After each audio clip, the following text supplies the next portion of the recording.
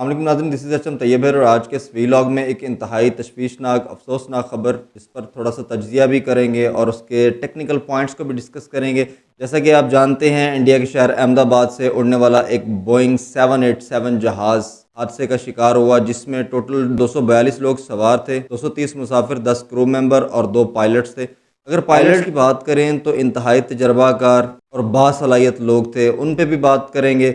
और जो plane crash पे इन्वेस्टिगेशन हो रही है उस पे बात करेंगे, इंडिया ने कौन सा इनिशिएटिव लिया है इन्वेस्टिगेशन के पॉइंट ऑफ व्यू से, और एयरलाइन कंपनी ने कौन सा इकदाम न्यू उठाए हैं। सबसे पहले बात करेंगे ये जो प्लेन बोइंग 787 ड्रीम लाइनर जो है, ये कब मार्केट में इंट्रोड्यूस हुआ, इसकी कामयाबी का क्या रेट है अब तक। देखा जाए अगर इसकी कामयाबी को तो 2011 में फ़र्स्ट टाइम बोइंग 787 इंट्रोड्यूस हुआ मार्केट में, और अब तक 2025 तक, यानी कि ये जो हादसा हुआ है इंडिया में कल, इसके दिन तक इसने 1 बिलियन से ज़्यादा लोगों को ट्रैवल करवाया है, एक जगह से दूसरी जगह मुंतकिल करवाया, और बड़ा सक्सेसफुल रेट रहा है। इतना बड़ा माइलस्टोन कवर करना हर एक प्लेन के बस की बात नहीं होती, लेकिन बोइंग 787 ने ये माइलस्टोन कवर करके दिखाया है महज थोड़े से अरसे में। ये इसका फर्स्ट प्लेन क्रैश है अब तक, है तो ये बड़ी तशवीशनाक खबर, लेकिन अभी तक 787 की हिस्ट्री का पहला ये क्रैश है जिसमें इंडिया ने अमेरिका और बरतानिया को इन्वेस्टिगेशन ऑफर की है कि आप इसकी इन्वेस्टिगेशन करें हमारे साथ, क्योंकि बोइंग बनाने वाले भी तो अमेरिका, ये जो बोइंग बनाने वाली कंपनी है ये अमेरिकन बेस्ड है बेसिकली, तो जाहिर है उनसे बेहतर इन्वेस्टिगेशन तो कोई नहीं कर सकता है इसकी। अब यहाँ पर एक टेक्निकल पॉइंट उठता है, जैसा कि पिछले दिनों पहलगाम इंसिडेंट पे इंडिया ने कहा कि पाकिस्तान ने करवाया, ये पाकिस्तान बेस्ड था, तो पाकिस्तान ने डायरेक्टली इसको काउंटर करते हुए कहा कि आप किसी भी न्यूट्रल इदारे से इसकी इन्वेस्टिगेशन करवा सकते हैं। तो यहाँ पर देखा जाए तो इंडिया वहाँ पर भी इन्वेस्टिगेशन करवा सकता था, बरतानिया को कह सकता था, यूएन बेस किसी भी इदारे को कह सकता था, यूएन के किसी आर्गन को कह सकता था, किसी भी कंट्री को, किसी भी न्यूट्रल इदारे को कह के ये इन्वेस्टिगेशन हो सकती थी, लेकिन उन्होंने नहीं करवाया और बाद में जो हुआ सबने देखा। लेकिन खैर, हमारा मकसद है इस अफसोसनाक खबर को डिस्कस करना और इसके पॉइंट्स को। अब यहाँ पर इन्वेस्टिगेशन के हवाले से इंडिया ने ये इनिशिएटिव लिया है, और टाटा ग्रुप ऑफ इंडस्ट्रीज़ जो कि इसके मालिक हैं, इस एयरलाइन की जो ऑन करते हैं एयर इंडिया को, उन्होंने ऐलान किया है, अनाउंस किया है कि जो विक्टिम हैं, जो हादसे के शिकार हुए हैं, उनकी फैमिलीज़ को 1-1 करोड़ इंडियन रुपीज़ दिया जाएगा, यानी कि अगर इंडियन रुपीज़ में डॉलर को कन्वर्ट करते हुए बात करें तो $1,16,000 लगभग तकरीबन इतने ही दिए जाएंगे।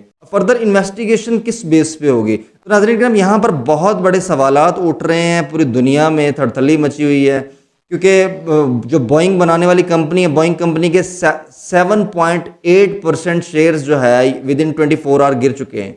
विद इन 24 आवर से ऊपर ही वक्त गया ही नहीं, अभी तो 24 आवर हुए ही नहीं है, और 7.8% उसके शेयर्स गिर चुके हैं। तो पूरी दुनिया में इस टाइम जो है आग लगी हुई है कि ये क्या हुआ है, कि किस वजह से हुआ है।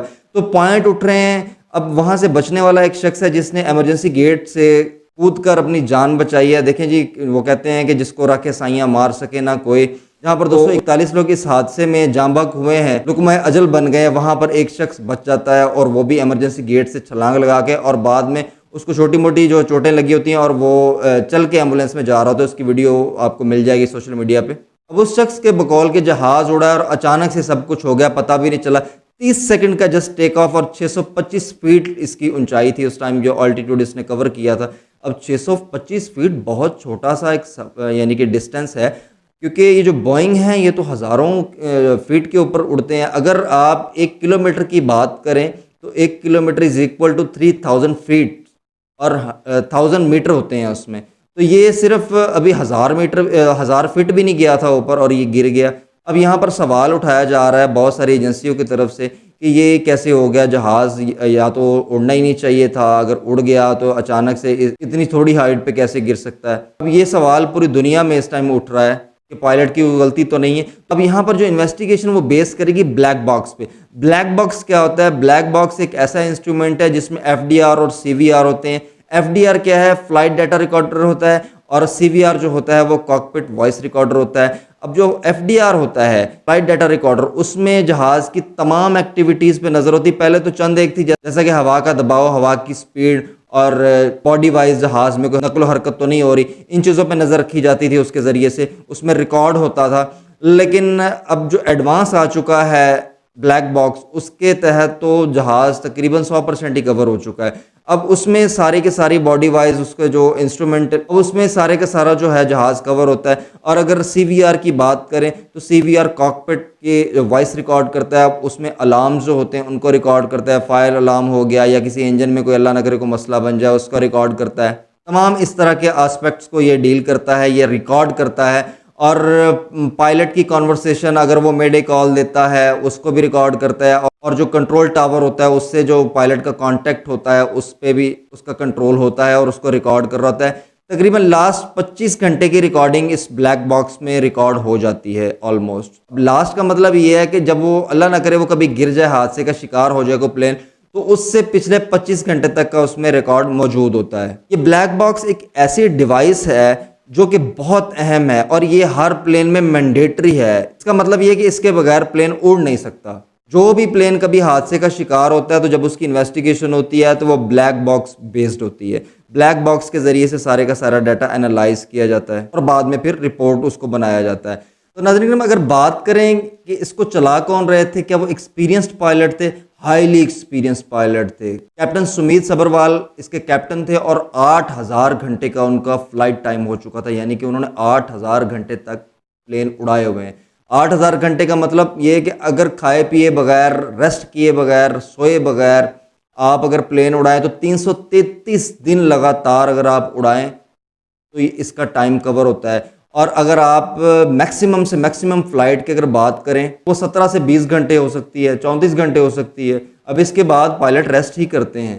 तो ये टाइम अगर कवर करने की बात करें तो 9 से 14 साल की सर्विस लग जाती है। 9 to 14 ईयर्स का टाइम लगता है इस टोटल जो है फ्लाइट टाइम को कवर करने में। यानी कि ये हाईली क्वालिफाइड और एक्सपीरियंस्ड पर्सन्स थे दोनों। और दूसरे का जो था उसका 1000 घंटे का तो टाइम उसका भी हो चुका था, 1000 या 1100 अप्रॉक्सीमेट। तो both were highly qualified and highly experienced pilot. लेकिन कुछ भी हो सकता है इस दुनिया में, जब कुदरत का निज़ाम हावी होता है किसी चीज़ पर तो कुछ भी हो सकता है। टेक्नोलॉजी हो या कुछ भी हो, वो फेल हो ही जाता है। नाज़रीन, जैसे ये जहाज़ सरदार पटेल इंटरनेशनल एयरपोर्ट से उड़ा, विदिन 30 सेकंड ये गिर गया है, तो आप अज्यूम कर सकते हैं कि 1,25,000 या 26,000 लीटर जिसमें पेट्रोल हो या फ्यूल हो वो कितना बड़ा धमाका करेगा। ये एक हॉस्टल के साथ गिरा जो कि बीजे मेडिकल कॉलेज की बिल्डिंग थी। उसमें तलबा उस टाइम मौजूद भी थे, स्टाफ का अमला भी मौजूद था। अब तक 316 जो है लोग जाँ भाग हो चुके हैं। टोटल अगर कुल मिला के बात करें 241 तो जहाज़ के अपने हो गए और बाकी जो ऑन ग्राउंड थे वो भी इससे डायरेक्टली इफेक्टेड थे। तो फ्यूल की आग भी जो आपको पता है कि कितनी दूर तक जा सकती है, तो उसकी चपेट में आने वाले तकरीबन 316 लोग इसका शिकार बन चुके हैं अब तक। तो ये देखें, आपको तस्वीर में नज़र आ रहा होगा कि ये जहाज़ किस तरीके से दीवार में लगा है और इसकी टेल कहाँ है और इसका हेड कहाँ पे है। अब देखें इसके बाद इंडिया क्या इनिशिएटिव लेता है, क्योंकि इन्वेस्टिगेशन तो ऑफर हो चुकी है, इन्वेस्टिगेशन एक्सेप्ट भी हो चुकी है। और अब इसके बाद रिजल्ट क्या निकलता है कि पायलट की गलती थी या ये ओवरऑल को मसला बन गया, तो इस पर तो कोई कमेंट नहीं किया जा सकता। इसी के साथ अपना व्लॉग एंड करते हैं। अपना बहुत सारा ख्याल रखिएगा, अपने इस चैनल का भी। अल्लाह हाफिज़।